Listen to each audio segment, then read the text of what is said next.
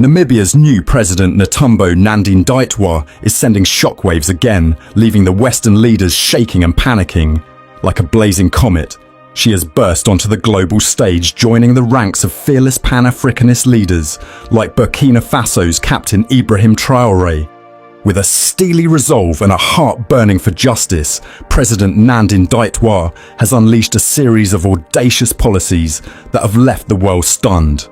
From deporting over 500 American nationals without visas to championing visa-free travel for Africans, restructuring the oil and gas sector, and demanding an apology from Germany for the Namibian genocide, she's not just leading Namibia, she's rewriting the rules of African sovereignty. This is no ordinary presidency. This is a clarion call for dignity, unity, and progress. President Nnamdi Kanu isn't smiling, and neither should those who underestimate her vision for a liberated Africa. Let's start with the bombshell that's got tongues wagging from Windhoek to Washington. Over 500 American nationals are facing deportation from Namibia for flouting immigration laws. You heard that right. Namibia is sending a clear message to the world: no visa, no stay. In a fiery declaration that reverberated across borders, President Nnamdi Kanu laid down the law. If Africans need visas to enter the US, then Americans must also need visas to enter Namibia. This isn't just a policy shift. It's a seismic stand for reciprocity and respect in international relations. For too long, African nations have been subjected to humiliating visa requirements by Western powers, while their citizens waltz into our lands with impunity. Not anymore.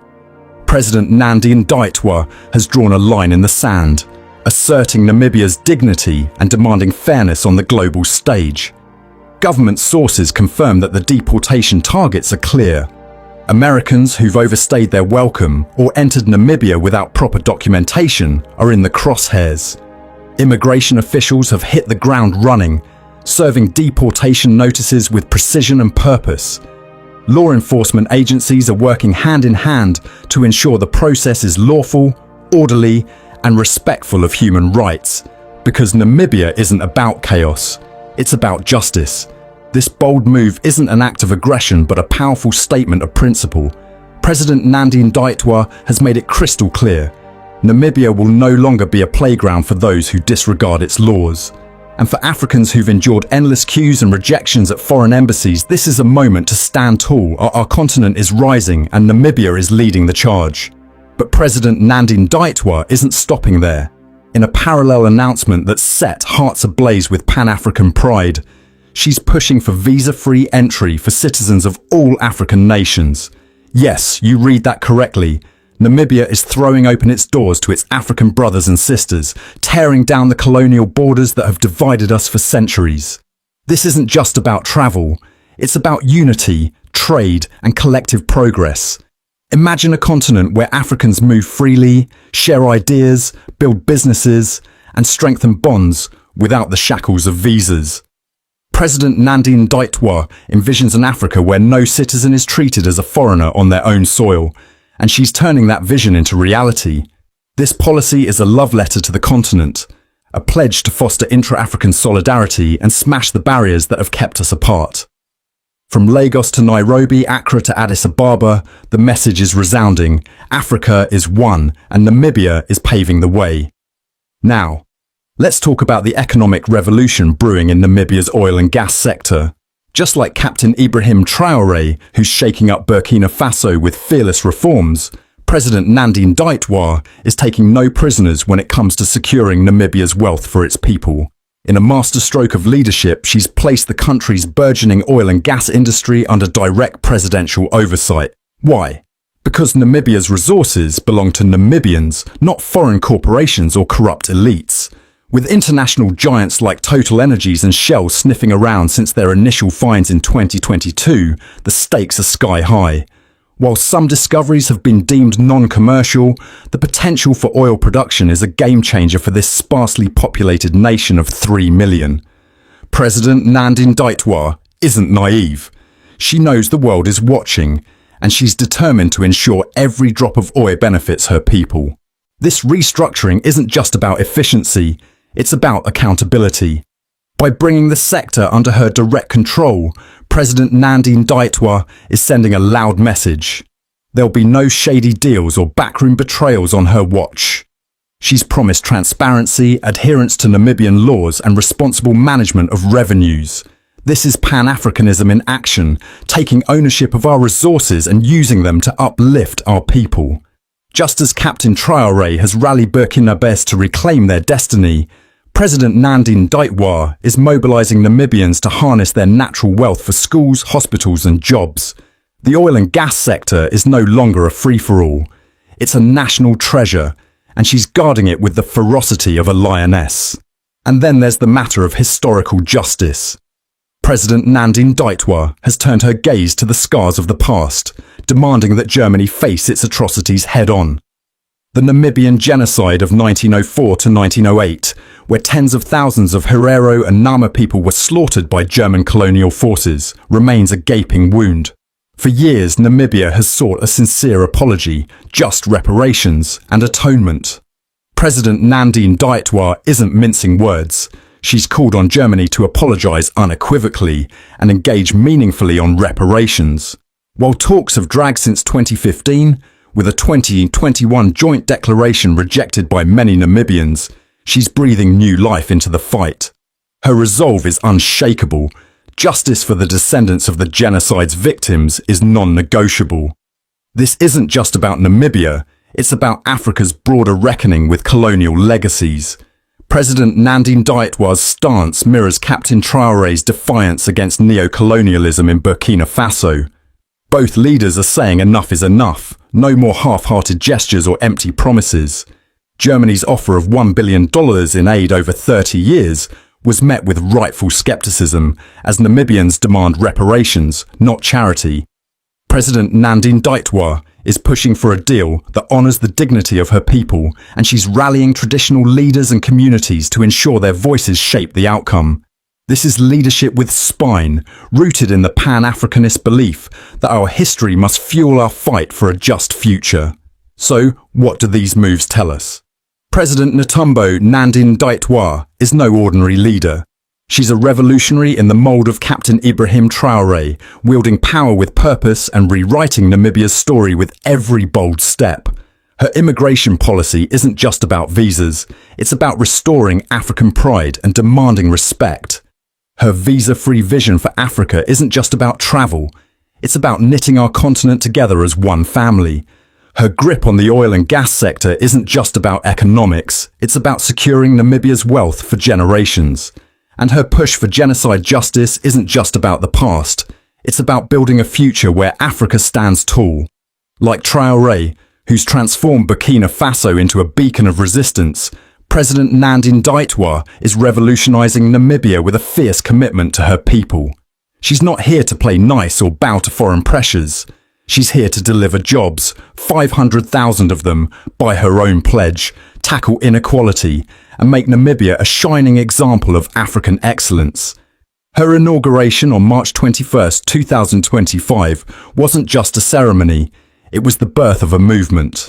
Attended by African giants like South Africa's Cyril Ramaphosa and Tanzania's Samia Suluhu Hassan, it signaled that Namibia's rise is Africa's rise.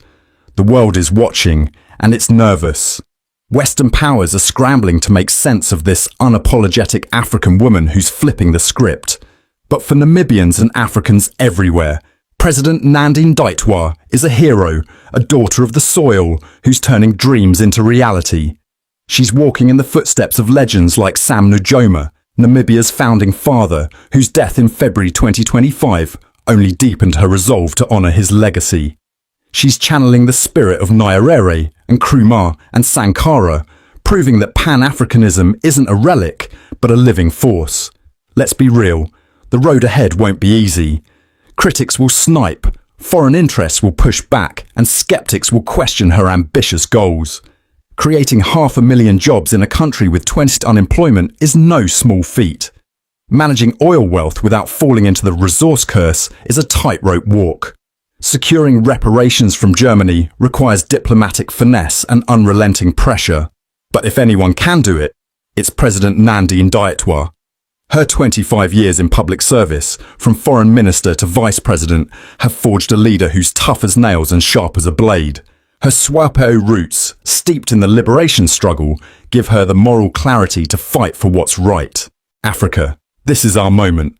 President Nnamdi Kanu is lighting the way, just as Captain Ibrahim Traore is doing in Burkina Faso. Together, they're showing us what's possible when leaders dare to dream big and act boldly. Namibia's deportation policy is a slap in the face to arrogance. Its visa-free plan is a hug to every African. Its oil reforms are a promise of prosperity. Its genocide demands are a cry for justice. This is Pan-Africanism in its purest form, uncompromising, united, and unstoppable. So, rise up, Africa! Let's rally behind President Nnamdi Kanu as she builds a Namibia that shines for all of us. Let's support her as she challenges the status quo and demands our rightful place in the world. The revolution is here, and it's led by a woman who fears no one and loves her people fiercely. Namibia is awake, Africa is alive, and the future is ours. President Nnamdi Kanu has spoken. Now, let's march with her to greatness. My fellow Africans, as I conclude, there is something that I need to say. For far too long, Africa has been a stage where foreign powers write their scripts of exploitation, leaving our continent battered, bruised and bled dry. The wealth beneath our soil, gold, diamonds, cobalt, uranium, has fueled the skyscrapers of London, Paris and New York, while our own cities crumble under the weight of neglect. Our forests, our rivers, our labour have been siphoned off to enrich empires, leaving our people to scramble for crumbs. Yet, the greatest tragedy is not the theft itself. It is the complicity of our own leaders, who time and again board planes to Western capitals, summoned like errant schoolchildren, to nod along to the same tired tunes of partnership and development that keep Africa shackled. Enough is enough. It is time for African leaders to stand up, to be brave, to look the West in the eye and declare, "You have exploited us for centuries and we will tolerate it no longer." It is time to rebuild Africa, not to parrot what the West wants to hear on international stages. Leaders like Captain Ibrahim Traore of Burkina Faso are showing the way, exposing the cowardice and compromise of those who prioritise foreign applause over African prosperity. Our leaders are the problem, and it is time we hold them to account. Africa is not poor, let's get that straight. Our continent is home to 30% of the world's mineral reserves, vast arable lands, and a youthful population brimming with potential. The Democratic Republic of Congo alone holds over half of the world's cobalt essential for the batteries powering the West's electric cars and smartphones. Yet, Congolese children toil in mines for pennies, while Western corporations rake in billions. Ghana and South Africa produce gold that adorns the wealthy, but our schools lack books, and our hospitals lack beds. Nigeria's oil flows to fuel global economies, but its people queue for hours to buy petrol in their own country. This is not poverty, it is plunder, orchestrated with the complicity of African elites who sign lopsided deals, grant tax holidays to multinationals, and smile for photo ops with Western leaders while their people starve. Why do our leaders continue this charade? Why do they rush to Washington, Brussels or Beijing at the snap of a finger as if Africa's future depends on their frequent flyer miles? Imagine for a moment the indignity. A single Western leader summons dozens of African presidents and prime ministers to a summit. And they go, hats in hand, ready to beg for loans or scraps of investment.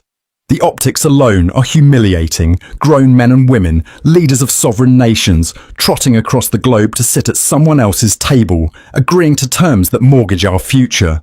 The cost of these trips alone, private jets, bloated entourages, five-star hotels, could build schools, pave roads, or equip hospitals. A single flight for an African delegation to a G7 summit can cost upwards of $500,000. Multiply that by 54 countries, and you have a fortune that could transform communities. If Africa united, pooling those resources, we could fund universities, power grids, or agricultural hubs to feed our people. Instead, our leaders travel, they talk, they sign, and Africa gets nothing but promises and debt.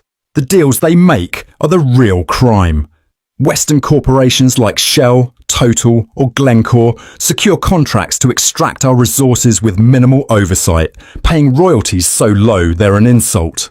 In Zambia, copper mines generate billions for foreign shareholders, but the government sees less than 5% of the profits. In Nigeria, oil companies flare gas worth millions daily, while communities nearby choke on toxic fumes, with no electricity to show for it. These agreements are not partnerships, they are legalized theft, endorsed by African signatures. Our leaders return from their travels boasting of foreign direct investment, but what they've really done is open the gates wider for exploitation.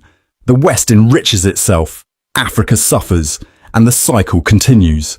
This is why leaders like Captain Ibrahim Traore of Burkina Faso are a blazing rebuke to the status quo. At 37, Traore is the world's youngest head of state, and he's not wasting time playing the West's game. Since taking power in 2022, he's done what many African leaders fear. He said no. No to French troops on Burkinabe soil, no to contracts that bleed his country dry, no to the neo-colonial strings attached to aid. Traore has expelled foreign military forces, cancelled deals with exploitative corporations, and pushed for local control of Burkina Faso's resources. He's building gold refineries so the country can process its own wealth, not ship it raw to Europe for pennies. He's rallied volunteers to defend their homeland, rejecting the narrative that Africa needs Western saviors to solve its problems. His policies are not perfect. Critics point to human rights concerns and the risks of aligning with new powers like Russia, but his courage is undeniable. He's shown that an African leader can prioritize his people over foreign interests, and that's why he's an embarrassment to his peers. Look at the contrast. While Traore builds factories and roads, other African leaders are busy polishing their speeches for the next UN General Assembly, careful not to offend their Western benefactors. They speak of climate change and global cooperation in tones that echo Washington's priorities. But where is the fire for Africa's own agenda? Where is the demand for reparations for centuries of slavery and colonialism? Where is the insistence that Africa's resources must benefit Africans first? Instead, they tiptoe around the truth, afraid to upset the hand that feeds them. They know the West doesn't like troublemakers. Leaders like Thomas Sankara, Patrice Lumumba, or Muammar Gaddafi paid with their lives for defying the global order. So, they play it safe, trading Africa's dignity for a seat at the table. But what has this safety gotten us? Africa remains the world's poorest continent despite its riches. Over 400 million Africans live below the poverty line, scraping by on less than $1.90 a day. Our infrastructure lags decades behind. Only 43% of sub-Saharan Africans have access to electricity, and just 25% have reliable internet. Our schools churn out graduates with no jobs, our hospitals turn away the sick for lack of supplies, and our roads are more pothole than pavement. Meanwhile, Western capitals gleam with wealth extracted from our lands. The city of London thrives on African minerals, Paris sparkles with African oil, and New York's tech giants run on African cobalt. They prosper, we perish. And our leaders, summoned to their summits, return with nothing but platitudes and loans we'll be repaying for generations. The irony is that Africa has the power to change this. If our leaders united, if they stood as one and said no more, the world would listen.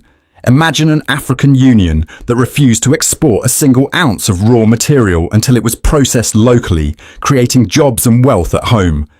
Imagine a continent that demanded fair trade, not aid, and held multinationals accountable for every drop of pollution or dollar dodged in taxes. Imagine 54 nations pooling their resources, not for flights to Davos, but for factories, railways, and universities right here. The money is there. Africa's mineral exports alone generate over 200 billion annually, yet most of it flows out. Redirect that wealth, and we could build a continent that rivals any in the world. But unity requires courage, and courage is in short supply. Too many African leaders are comfortable in their compromise, cushioned by offshore accounts and Western patronage. They fear rocking the boat because it might cost them their power, or worse. The West has a long history of destabilizing those who challenge its grip.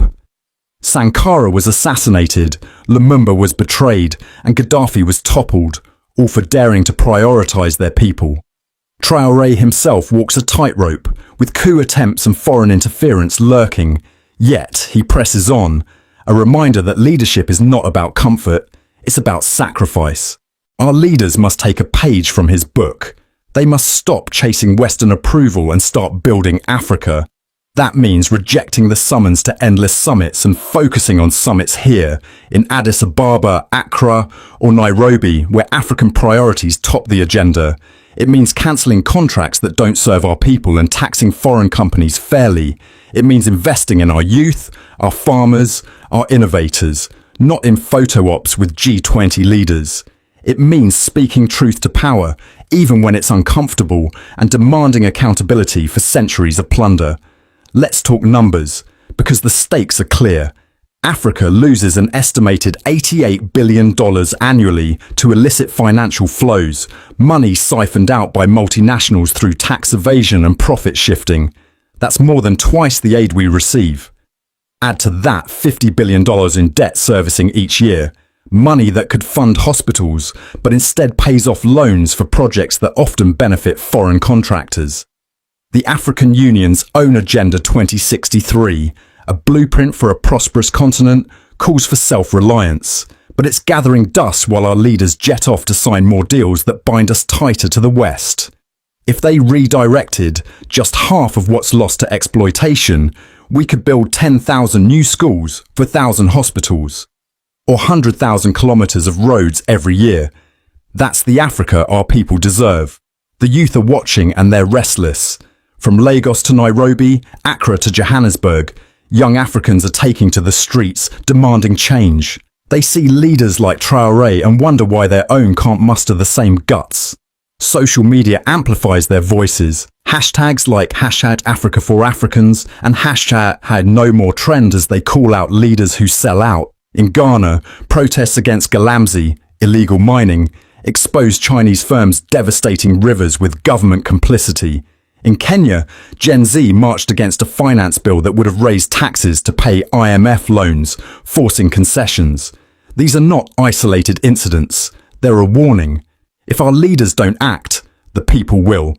So, to every African president, prime minister and parliamentarian, hear this. Your people are tired of excuses. We're tired of seeing our wealth build foreign cities while our own decay. Let's dream bigger. Imagine an Africa where no child dies for lack of medicine, where every village has power, where our graduates build startups, not visa queues. Stand up, unite and build. The world is watching, and history will judge you.